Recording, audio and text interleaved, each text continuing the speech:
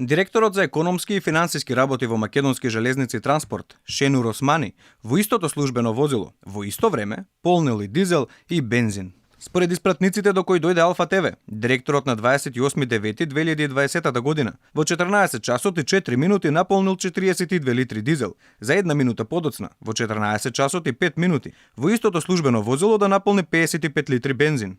За јавноста е непознато како наполнил два резервоара различно моторно гориво во истото возило во рок од 1 минута разлика, што ги подгрева сомнежите дека Шенур полнил гориво платено со народни пари во приватно возило за лични потреби. Алфа се обиде да добие одговори од директорот телефонски и по електронски пат, но неуспешно.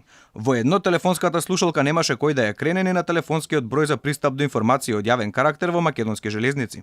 Ова не е единствениот пример каде функционери во државните предпријатија и институции биле под сомнеж дека со народни пари си точеле гориво во приватни автомобили за лични потреби. Алфа ТВ пред 3 месеци го објави скандалот на поранешната директорка на Државниот здравствен и санитарен инспекторат Иринка Сотирова Бухова, дека во своето службено возило успевала да наполни и бензин и дизел, дека со ваквата пракса се служела подолг временски период, како и дека со службената картичка точела повеќе гориво отколку што собира резервоарот на нејзината службена кола.